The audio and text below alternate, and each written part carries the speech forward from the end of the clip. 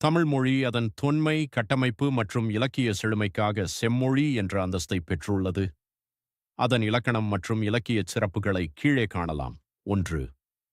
தமிழ் இலக்கணத்தின் தனிச்சிறப்பு. கிராமர். உலகின் பெரும்பாலான மொழிகள் இலக்கியம் தோன்றிய பிறகுதான் இலக்கணத்தைப் பெற்றன. ஆனால் தமிழ் மொழிக்கு மிகத் தொன்மையான தொல்காப்பியம் போன்ற இலக்கண நூல்கள் உள்ளன. 5. இலக்கணம். தமிழ் மொழி எழுத்து, சொல், பொருள், யாப்பு, அணி என 5 வகையான இலக்கணங்களைக் கொண்டது. இதில் பொருள் இலக்கணம் என்பது தமிழ் மொழிக்கே உரிய தனிச்சிறப்பாகும். இது மக்களின் வாழ்வியலை அகம் மற்றும் புறம் இலக்கணப்படுத்துகிறது. தர்க்க ரீதியான கட்டமைப்பு. தமிழ் ஒரு ஒட்டுநிலை அக்ளூட்டினேட்டிவ் மொழி. வேர்ச்சொற்களுடன் விகுதிகளை சேர்ப்பதன் மூலம் புதிய சொற்களை மிக எளிதாக உருவாக்க முடியும்.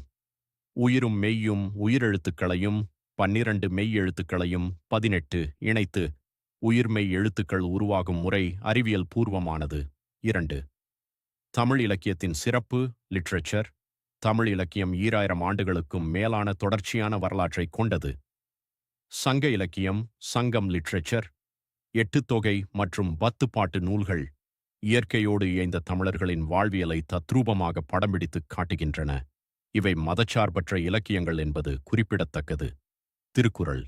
உலகப் பொதுமறை என்று அழைக்கப்படும் இது வாழ்வியலின் அனைத்து கூறுகளையும் வெறும் 7 சீர்களில் விளக்குகிறது. ஐம்பெருங்காப்பியங்கள், சிலப்பதிகாரம், மணிமேகலை உள்ளிட்ட காப்பியங்கள் தமிழின் காவிய பரப்பை விரிவுபடுத்தின.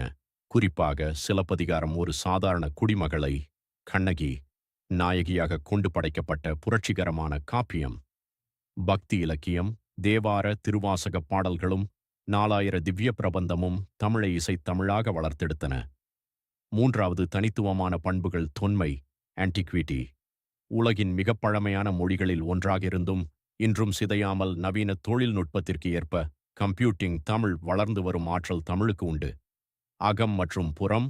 காதலை ஆகம் என்றும் வீரம் மற்றும் சமூக வாழ்வை புறம் என்றும் வகைப்படுத்தி இலக்கியம் படைத்தது தமிழின் தனித்துவம். செம்மொழி தகுதி. ஒரு மொழி செம்மொழியாக கருதப்பட வேண்டிய உயர்தனிச் செம்மொழி பண்புகள் அனைத்தும் தமிழுக்கு உண்டு.